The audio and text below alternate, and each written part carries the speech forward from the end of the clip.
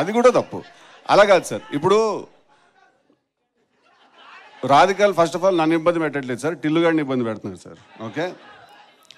రెండోది ఏంటంటే సార్, ఇప్పుడు ఒకసారి మనసు విరిగితేనే ఇలాంటి సినిమాలు తీయగలుగుతాం సార్ మనం. అట్లా అన్నన్ని విరిగిపోతే మొత్తానికి ఇంటికి వెళ్ళిపోతాను సార్ నేను.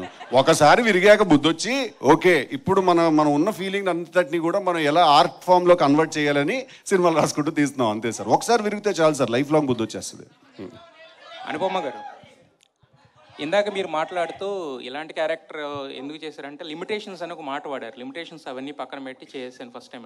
ఏంటి వాట్ ఆర్ ద లిమిటేషన్స్ అంటే యాజ్ అన్ యాక్టర్ నేను కంఫర్టబుల్గా చేసే కొన్ని క్యారెక్టర్స్ ఉన్నాయి. ఇప్పుడు మనం బయటికి వెళ్ళినప్పుడు మామూలుగా కంఫర్టబుల్గా వేసుకున్న రెగ్యులర్ క్లోత్స్ ఉన్నాయి కదా, అలా కాకుండా మనకి అప్పుడప్పుడు కొత్త క్లోత్స్ కూడా వేసుకోవాలి కదా, అప్పుడే మనకి ఏం నచ్చుతుందని తెలుస్తుంది.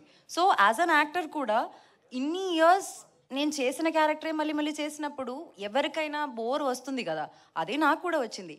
బట్ మోర్ దెన్ దాట్ ఈ లిల్లీ అనే క్యారెక్టర్ ఆర్ ఈ సినిమా డీజే టిల్లు స్క్వేర్ అని ఈ సినిమాలో నాకు వచ్చిన క్యారెక్టర్ని వదులుకోవడం అన్నది నాకు తెలిసి that would have been the biggest stupidity that I have done. ఒక్క కమర్షియల్ సినిమాలో కూడా అమ్మాయికి ఇంత మంచి క్యారెక్టర్ దొరకదు అని నేను చెప్తాను మీకు, నేను రాసిస్తాను మీకు. సో అలాంటి ఒక మంచి క్యారెక్టర్నే వదులుకోవాలని నేను అనుకోవట్లేదు. So whatever limitations that be, as an actor it's my duty to act. నాకు డైరెక్టర్ ఇచ్చిన క్యారెక్టర్ని 100% చేయాలన్నది నా డ్యూటీ, అది చేయడానికి నేను ట్రై చేశాను. అయితే లిమిటేషన్స్ అని ఇందాక మీరు వాడిన పదంలో యాక్చువల్గా అంటే ఇంతకుముందు మీరు చేసిన గర్ల్ నెక్స్ట్ డోర్ క్యారెక్టర్స్ అయినా లేదంటే మీ ఫ్యామిలీ పరంగా కానీ లేదా వేరే వేరే ఏమన్నా ఉంటాయా దాంట్లో? మీకు బిర్యానీ అంటే ఇష్టమా? ఇష్టం. కానీ ఇంట్లో ప్రతిరోజు మీరు బిర్యానీ తింటారా? తినాం కదా. లేదు కదా. అట్లాగే నేను కూడా ప్రతిరోజు బిర్యానీ తినాలని కోరుకోవట్లేదు. నాకు డిఫరెంట్ పులావ్ కావాలి, పులిహోర కావాలి, అన్నీ కావాలి, అంతే సార్. అస్సలు బిగినర్స్ మిస్టేక్స్ చేయట్లేదు సార్. ఆవిడ చాలా పగడబందిగా ప్లాన్ చేసుకుని వచ్చింది. అసలు నేనన్నా చేస్తానేమో బిగినర్స్ మిస్టేక్, కానీ ఇప్పుడు బనీను డ్రైవర్ 2 లాగేటట్టుంది.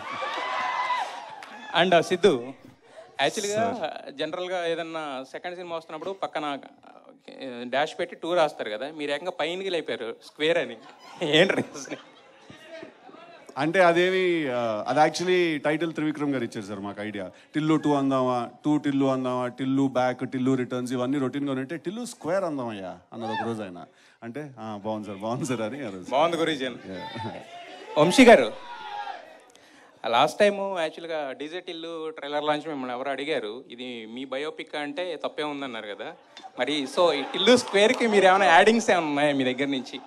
అంటే అప్పటికి సిద్ధు తను అన్నప్పుడు సిద్ధు కదా, ఇప్పుడు సూపర్ స్టార్ కదా, అందుకని ఇంకా మన దీనికి ఏం యాడింగ్స్ అవసరం అని తనే చేసుకుంటాం. ఆయన బయోపిక్ అనుకోవచ్చా?